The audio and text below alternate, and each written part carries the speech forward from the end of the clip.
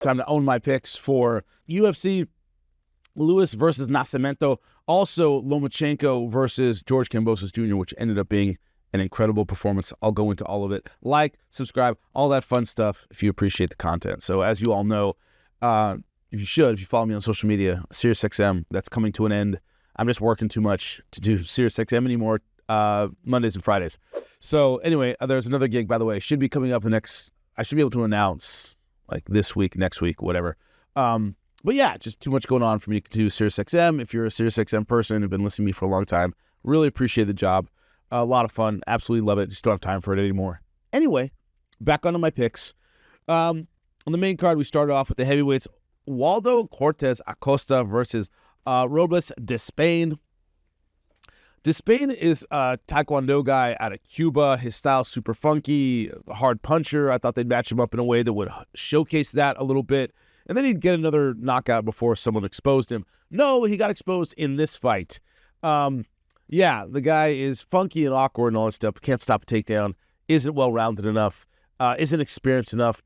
Don't know if he's ready for the UFC level quite yet. We'll see what he can do. Heavyweights kind of surprise me sometimes, which we'll get into in the main event. But I picked Despain. I thought he'd win by knockout early. It was the exact opposite. Waldo Cortez Acosta controlled him to an easy unanimous decision. So, 0-1 to start. Not great. Next one. Sean Woodson, Alex Bruce Leroy Caceres. Caceres a really big dog in this one. And so I thought it made sense to go with the money because both guys have funky styles. Caceres, though, has shown kind of a level up since the Kron Gracie loss. Woodson, very, very funky and weird and strange, but so is Caceres. So I thought there might be opportunities for Caceres to maybe sneak in and win here. I thought he did win, actually. I would love to hear in the comment section if you agree with me. Not a robbery. People tend to go crazy with the hyperbole when a decision doesn't go the way they thought. But Woodson started out doing very, very well as Caceres couldn't really adjust to that weird style that he has. It's funky and awkward, and he's long and looks like a scarecrow. It's a really weird style. Caceres actually got kind of out-funked. What I mean by that is, usually in a fight like this, there's one funky guy and one orthodox guy. This one was two funky guys, and so Caceres was trying to figure out, somebody else, which is weird. Usually people try to figure him out. I thought he did figure him out in the second round. He started getting in, and what he did is he landed multiples up close, meaning outside, Woodson is very tough to time. When he would get him against the fence, if you can land multiples while the guy can't move, and he's somewhat stationary, you can land. Now, Woodson then got out very well. He couldn't keep him there. But while he was up against the fence, he landed some good stuff. Got a couple takedowns. I thought Caceres won round number 2. It all came down to round number 3. I thought Caceres did more leading up to the end. The problem is, and you got to train fighters this way all the time. There's a reason there's a 30-second timer on most gym timers. Because go hard in the last 30 seconds. Judges remember how a round ends. And I thought Woodson finished a little stronger, but I thought Caceres did more damage throughout the fight itself.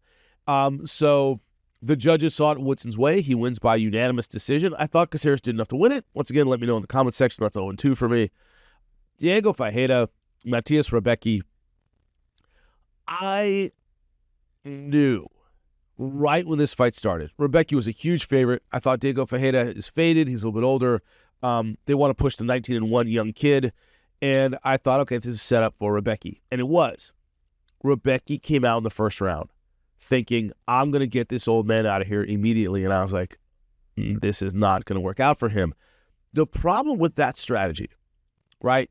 You push in all your chips, man, you better win that hand.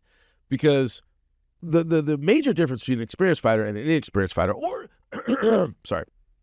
athlete in general, is, you can score 14 points on Patrick Mahomes in the first quarter. He's not going to mentally fall apart. He's going to go, okay, we need to do this, this, and this. Tom Brady, whatever. Any of the all-time great athletes, Michael Jordan, they may fall behind early, but they don't mentally just fall apart. Younger fighters, inexperienced fighters, tend to get behind and they just start questioning themselves and everything goes to shit. Well, the thing about, Ferreira is he's been around the block. He'll, get his ass whooped in the first round and come back and know that it's a 3-round fight and I got 2 more rounds to do it. And that's exactly what he did. So as soon as Rebecki came at him hell-bent for leather, I was like, he better win in this round or else it's over. And he couldn't put him away. And Ferreira came back beat him up in round 2, smashed him in round 3. Surprised this fight actually wasn't stopped by the doctor of the corner. I wouldn't be surprised if he broke, at least one orbital. I think it was the right one that was a bit worse. But usually when their eyes are slits like that, a lot of times the orbital's fractured or broken. He just had both eyes swollen shut.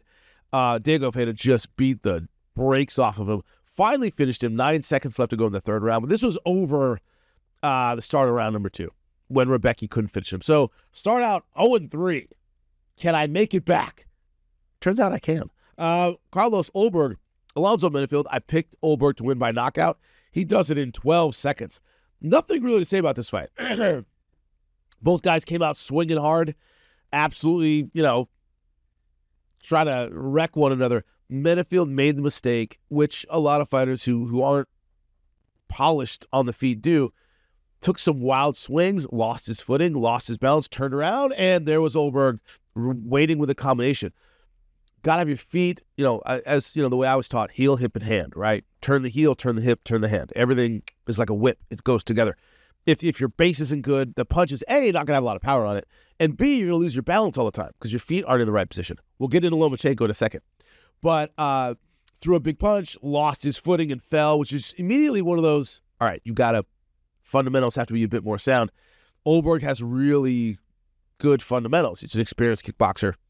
Answered back and knocked him flat. Medfield didn't know what hit him. Bang.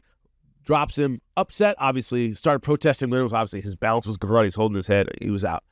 Good stuff from Carlos Olberg. And also, when they came out to the center, you can see how much bigger Olberg was. He's a nice size light heavyweight, which I don't always appreciate when I see Olberg. So he doesn't seem like such a big guy. But 12-second knockout, round number 1. Boop. So I'm now 3-1. Joaquin Buckley. Nursultan Rusev. Here's the deal. What this does to me, when you see a guy who's 6'5" in the welterweight division, and it makes you appreciate the John Joneses of the world. I know that sounds weird, but guys, if you've ever trained with or coached somebody who is exceptionally tall for their weight class, they tend to be awkward and gangly and not athletic and not quick. That's kind of the trade-off for being really tall. Is it takes a long time for a punch to get from here to here to here, right? And that whole gap, you can get counterpunched and they have this kind of gangly, awkward sort of style because they don't have that natural athleticism and speed of someone who is a bit more proportional, right? So when people go, John Jones has a great reach and height and all this stuff, yeah, but he's also really athletic. And if you remember Kendall Grove, great, I love Kendall Grove, but 6'6" middleweight.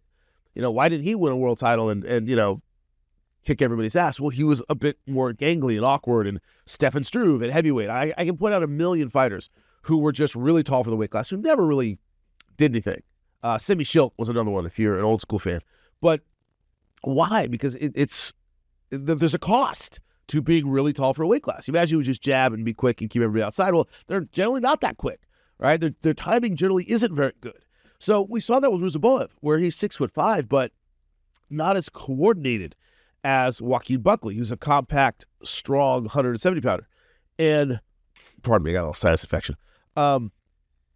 Joaquin Buckley was just able to get in and out a lot faster, was able to hit a lot harder, rocked him, hurt him in round number 3, got reversed, ended up on his butt. If not for that, I think he probably would have finished him. But just the better athlete and the better kickboxer and the better striker, and owned a fight on the feet for 3 rounds against a 6'5" guy. But a lot of people see that build and go, why doesn't he do this or that? I'm like, well, I've worked with a lot of guys, who are like really tall for their weight class, and they tend to be kind of goofy. And it's very hard to find that guy. Corey Sandhagen, tall for 135, but he's athletic. He can jump kick you and throw combinations and stuff that are really hard to do for a taller guy. Obviously, John Jones. Every now and then there's somebody that can pull it off. But rarely are guys who are tall for the weight class particularly athletic. And we saw that in the Rusev fight. So boom, 3-2. On to the main event, Derrick Lewis, Rodrigo Nascimento. It went exactly the way I thought it was. I picked Derrick Lewis. I picked him by knockout. Derrick Lewis does have crazy power. A lot of heavyweights have crazy power. That doesn't separate him from the pack, in my opinion. What does is his weird ability to get out of bad situations where, look at Tai Tuivasa, who has a similar style to Derrick Lewis. I know he knocked Derrick Lewis out. But when Tai Tuivasa gets taken down, it's usually over, right? It's a turtle fight. Once he's on his back, it's like he just doesn't know what he's doing, and it's finished. Derrick Lewis gets taken down, he gets mounted, and he'll just, pardon the pun, beast out in some weird way where, there's no way he gets out. Oh, he got out. He's surprisingly athletic. He's surprisingly agile. He's surprisingly good at the timing of escaping a bad situation. That's what sets him apart to me. A lot of fighters with his power and with his ability and with his size and all that stuff would have gotten taken down that first round. Nascimento got them out. That would have been it. You get beat up or, kind of mentally breaks you or you get submitted. Now, the saving grace here, and when I broke it down, the reason I picked Derrick Lewis is Nascimento doesn't have a great submission game. Good takedown, good positioning. He's not a real deadly threat when it comes to his submissions. So Derrick Lewis can turn his back and do all the weird Derrick Lewis things that gets him out of bad positions and not worry about, a Minotauro, Frank Mir, right? Fabricio Verdum. You turn your back on those guys and it's over for you, right? Or you make a mistake and they snatch your arm or your leg. And, Nascimento wasn't that guy. So he could hold him down. Very hard to keep him down. And once he gets up, he hits very, very hard. That's exactly what happened. Nascimento took him down, got dominant position round number 1, couldn't finish him. Round number 2, once again, had some moments, but Derrick started finding his range and landing big punches. And another thing that sets Derrick Lewis apart is most guys built like Derrick Lewis don't have a gas tank. Derrick really does. He really can finish you late. He's surprisingly athletic. And so in round number 3, when most heavyweights built like Derrick Lewis would have been slowed down by all this groundwork and stuff like that, he's still fresh. He's still hitting hard. Got the knockout in round number 3. 49 seconds in, right in the beginning of round number 3. Derrick Lewis with another win. So I went 3-3 on the card. Now, Vasily Lomachenko, George Kambosos Jr., if you didn't see it, beautiful stuff from Loma. The guy is just unbelievable. 36 years old. And it looked like vintage Vasily Lomachenko. I picked Loma to win. He did win. He won by knockout in the 11th round. And other than he turned back the clock and looked incredible. Now, it wasn't so much the clock. It's not that he looked bad in previous fights. The problem Loma had in the Devin Haney loss, in the Teofimo Lopez loss, is he tends to read for too long, right? He tends to study you and figure out, and then he starts attacking. Well, if you do that for 5 rounds, you got to, wipe the guy, either knock him out or wipe out the rest of the rounds in order to get a decision. And that's what he did against Teofimo, started too late. Devin Haney, he started too late. But those were guys who were real technical and tactical, and you're reading and reading and reading, you're not finding a weakness. In this case, I thought he read George Kambosos really early. He started getting aggressive in round number 2, and that was it. I didn't give Kambosos 1 round in that fight. He outboxed him the whole way through, looked incredible, ate a couple body shots. That was about it. It was the only punch that Kambosos Jr. could find. But Loma just, moving around, doing Loma stuff, great combinations, great accuracy, great defense. And Timothy Bradley and Joe Tessitore. Joe Tessitore, my boy, one of my favorite play-by-play guys of all time. But they did a great job breaking down the science of what was going on. And part of it was Timothy Bradley kept saying he changes level, Loma, changes level to change range. So he hunkers down a little bit. Well, he gets a little bit closer to you. Yeah, and then he can explode. And he kept doing that, and Kambosos was helpless. Couldn't do anything. Bad cut over his eyelid. Eyelid cuts can stop fights because if you tear the eyelid, you start getting the optic nerve and all kinds of problems. So if you tear an eyelid, a lot of times the fight's over. But apparently it wasn't bad enough to stop it. Remember, they're in Australia, Kambosos Jr., who's Australian-Greek. That's his backyard. We're not going to stop that easily. But actually finished him with body shots. So I thought he would work the cut and maybe get a stoppage. No, went after the ribs in round 11 and just ripped his guts out. Knocked him down with a body shot. Got up, went after him like, I'm about to finish this. Knocked him down again, and as the referee's counting, Cortez throws in the towel. It was all over. Great stuff from Loma. Where do you go from here? Loma has options. Gervonta Davis said his next fight, said, after that, I'm taking on Loma. Please, I would love to see that. Shakur Stevenson, of course, in the lightweight division. That would be incredible. Navarrete. There are a lot of options here. Go to ProBox TV for my other gig, and you can listen to us break it down, proboxtv.com. And the problem is the legacy for George Kambosos Jr. is he beat Teofimo Lopez, who tried to knock him out in the first round, went toe-to-toe with a guy who, if you're easy to find, he can beat you.